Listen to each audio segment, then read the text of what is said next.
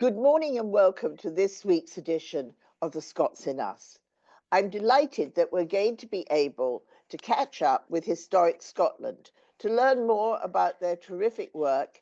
And as we look to Earth Day and John Muir's birthday on the 21st and 22nd of April, we thought this was an ideal time to find out about their sustainability and all the work that they do to restore and maintain a tremendous amount of projects and properties. But before I get to that, the best person to explain all that is Dorothy Hoskins. She's the head of development at Historic Scotland. And so, good morning, Dorothy. Good morning, Camilla. Lovely to speak to you.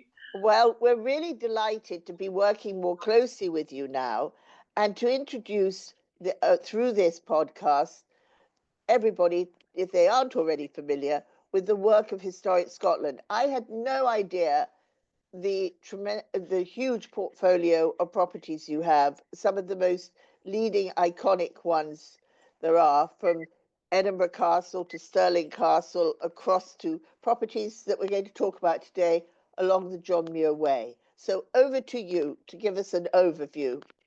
Thanks, Camilla. Yeah, as you say, it's a real honour to work for Historic Scotland and be able to visit and look after some of these amazing monuments in our care. We actually look after over 300 monuments across Scotland, and some of them we run as visitor attractions, and we've got over 4 million visitors each year to those. But yes, you're quite right. Globally recognised monuments like Edinburgh Castle, Skara Brae in Orkney, Callanish standing stones, all over Scotland, all different sizes and shapes. So yeah, absolutely amazing portfolio to work with. But as well as that, we also provide protection for the wider historic environment. We designate listed buildings, provide advice to people on how to look after their own buildings or estates. We manage collections and archives and continue to grow our understanding of our historic environment through survey and recording.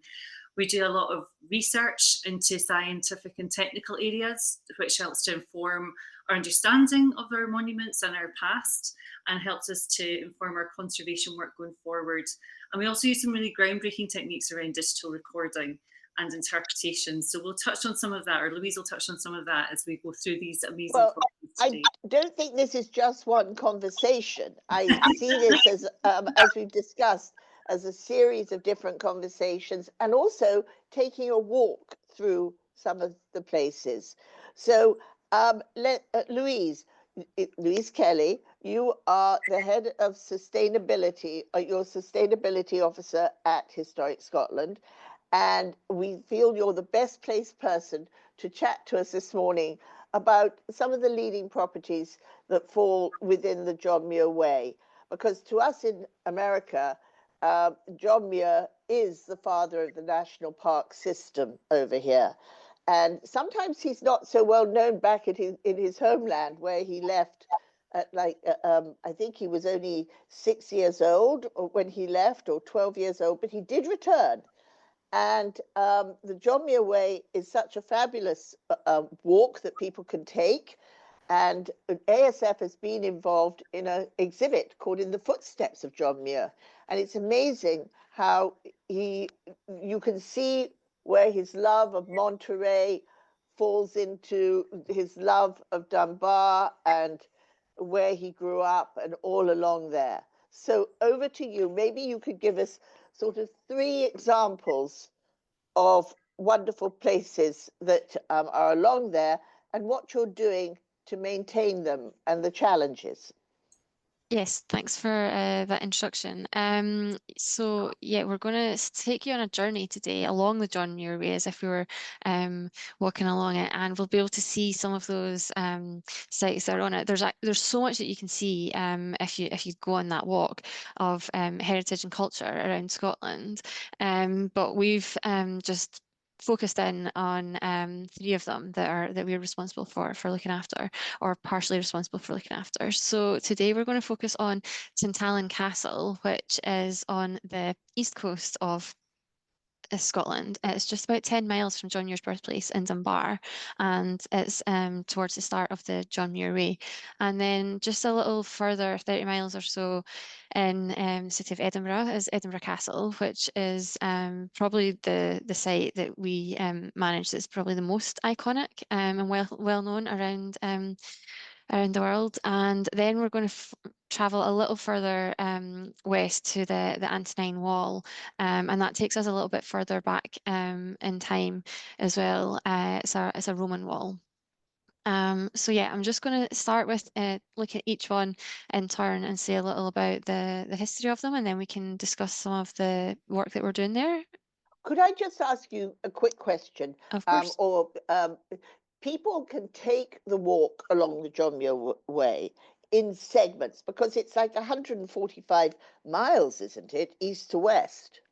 Yeah, exactly. They can do it in segments, and lots of it goes through areas. So part of it goes through the city of Edinburgh, and lots of people will find that they've walked a part of it without even knowing, or cycled a part of it without even knowing, because it goes along the National Cycleway as well. So it's really easy to come and just do a little segment and see either part you're most interested in, or if the part that's closest to somewhere else you need to go if you need to come to Edinburgh for a meeting or something. All right, well, that's wonderful. So where you want us to start at Tantallon Castle? Yes. So off we go. Okay, so the brief history of Tantallon Castle is it was started being built in the mid 14th century by William Douglas. And if anyone's seen that film, The Outlaw King, William Douglas is the nephew of James Douglas, who was played in the film by Aaron Taylor Johnson. So I realise that not everyone knows of the Douglas family now, but at the time they were one of the most powerful families in Scotland and the most well known. So I wanted to give that bit of context. And it is a red sandstone building, which is really classic to be used in Scotland. And it was a fortress. It was built for defence, but it was really primarily built as a wealthy residence for this family. So what is the biggest challenge to you to maintain it when it's having so many visitors come through it? So it's got a lot of challenges. So Tantallon is quite well placed. It does have a lot of visitors, but it doesn't have so many visitors for the size of space that it's got. But it's really iconically placed right on the cliff there. So one of the challenges that we've got is the kind of maintenance. And I was just going to talk about the walls there. So we believe that there was walls surrounding it, and that part of it has fallen into the sea at some point in its history before we were managing it. That's not an active problem that we've got, but obviously that kind of illustrates that that's been a challenge for hundreds of years on the place that it was built, and those kinds of challenges of it being exposed to the sea there continue to be a challenge, as I'm sure you can imagine if you build a big castle on a cliff. Well, also because of the way the what's been happening with the winds and the sea and the surf, it's been causing so much erosion, hasn't it? Exactly. So there's lots of challenges with erosion there, and with it being perched, it's more susceptible to things like extreme weather events. So we can't plan for those in the same way as we plan for the typical things that you were talking about, the ongoing kind of erosion. We can plan for that. We can look at surveying it and continue to maintain the building. But we can't always plan for those other more unexpected challenges. And so people can visit it and walk through it. Yes, people can visit it and walk through it. It's a site that's also in quite a lot of green space. So we have to think about how we are protecting that part of the site as well. And I know that's something that's really close to heart for a lot of my colleagues and a lot of our visitors as well. When I get the opportunity to talk to people, the last time I was out at Tantallon a couple of years ago doing some work, and there was lots of dog walkers there, so it's really used by a lot of local people as well.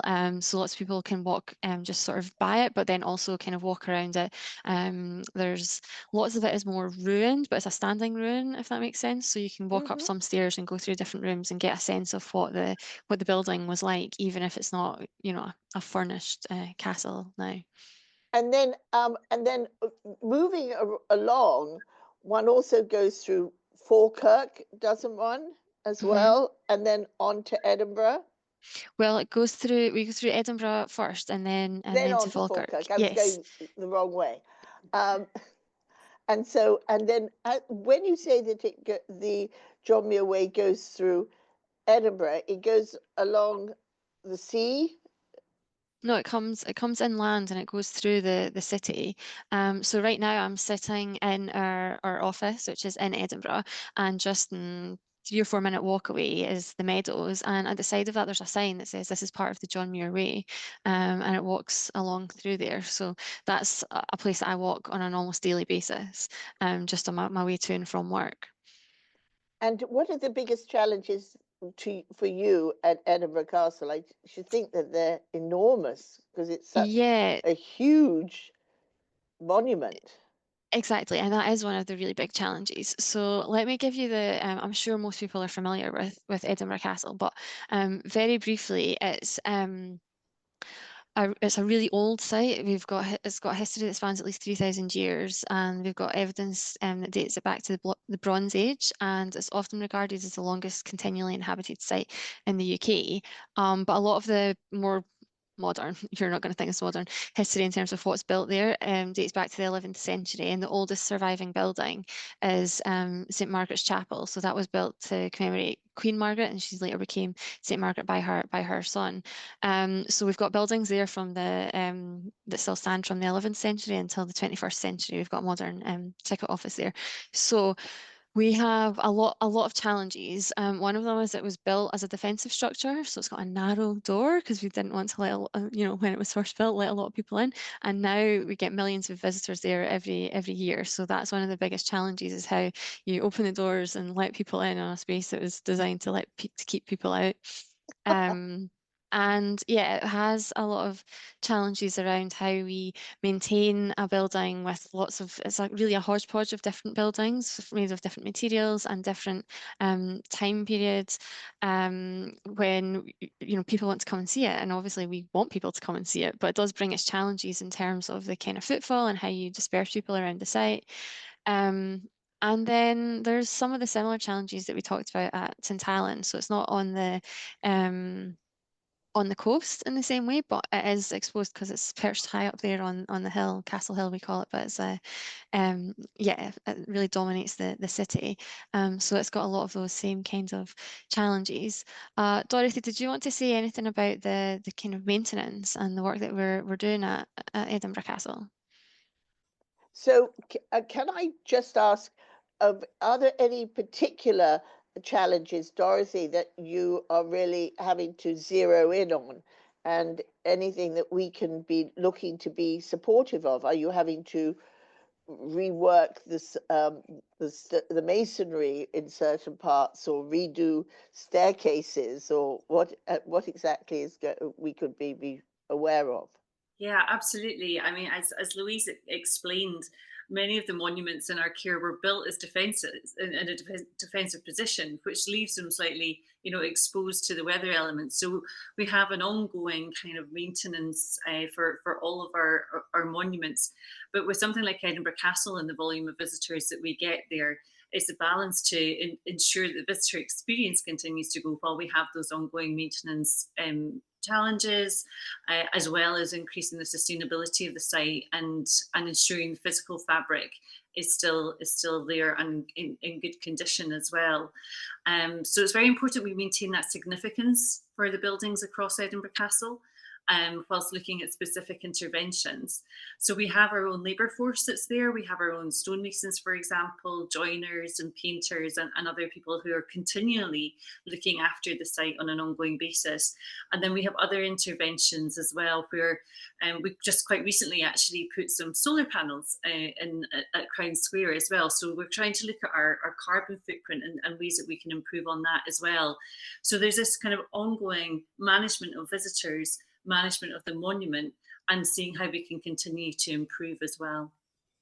And I do know a little bit about Antonelli's Way because it's such a wonderful archaeological and UNESCO site, isn't it, Louise? So maybe if you could take us along to the wall, that would be fantastic. Yes, the Antonine Wall. So it's not really a single site. It's a series of sites, but it's a wall that runs from kind of Bowness to the the northwest of Edinburgh, towards the east of the country, through to the west. And if anyone doesn't know, it's that part of Scotland that like looks particularly narrow, where it comes up from England, then it gets really narrow, and then it gets wider again. So it kind of runs across that part of Scotland, and it's a Roman wall. So it was built in around the 140s AD, and I find it really interesting because it had a really short lifespan. So it marks the kind of northern frontier of the Roman Empire at that time. We have archaeological evidence that they did come further north, but they didn't hold further north. So, there's archaeological remains of activities north of the wall, but that was where they held it as their frontier. And yeah, it was only about a generation, 20 years or so, that they held it there, and then they kind of went back south to Hadrianswell in the north of England. And I actually grew up in the area near Antoine Wall, so this is something that I've been really fascinated by pretty much my whole life. And just to think that there was people living and working along that stretch of Scotland that's the same as where we're living and working today. I don't know, I just find it really, really interesting. And there's parts of the wall that you can see really distinct today. It's called a wall, but it's not a wall built of bricks or stone as we would consider it today. It's really it's like kind of earth mound and then a ditch, and then at certain points along the wall there's fortresses or other things where people would use it for like administrative things, and some of them are a lot grander, and they had a lot of Roman soldiers there, and others were more, as I say, the smaller administrative things. Very similar, if anyone's ever visited the Hadrian's Wall, it's very similar techniques that they were using.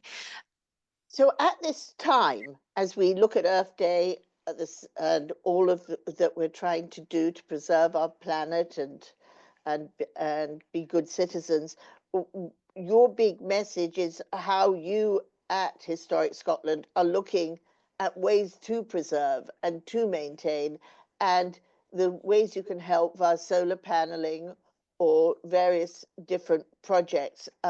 What in particular would you like to spotlight at this moment? Maybe I'll give that to you, Dorothy. Okay, thanks, Camilla.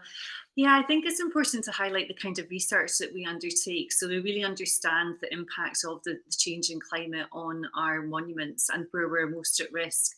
We undertake ongoing routine monitoring of our monuments to see the impact of climate change. And we're seeing with those increased like rainfall and drier summers, wetter winters, that they are having an impact on the masonry and the fabric of our historic structures. So there is an ongoing challenge there about the maintenance that's required for that, and of course the associated skills that are required for that as well. The skills are a huge part of training, and I know that you work with various organizations to keep up those early skills of masonry. Absolutely. We actually have 2 masonry training centres which we run ourselves, and we're one of only 2 training providers in Scotland for stonemasonry. So as well as our own stonemasons, because we have our own workforce and our own apprentices, we do train apprentices for other organisations as well to ensure that that trade and that craft continues. And then they go and work on buildings across Scotland, and it has that ripple effect, ensuring that the fabric across Scotland is maintained to a high standard. I think the other thing I found really interesting is they're very high preservation levels for maintaining a business, if it's a grade 1, a grade 2. And sometimes those things are very expensive. And you noted you give support and help to people to know how to handle that. That's right. I think actually it can be slightly intimidating looking at a traditional building and trying to understand how it works and what you can do should you replace single glazing with double glazing, for example, because it's more energy efficient. And I can see your reaction there, Camilla. But actually, there's a lot of low-cost interventions that you can use as well. And what we can do is provide some of the links to some of our advice to you, and you can put them into the notes for the podcast as well, so your listeners are able to find some of that information as well. But we do have a raft of research. We've got a raft of advice that we do provide to people. But yes, we also support building projects through grants as well. And we've got our own grants program and that has sustainability elements to that as well.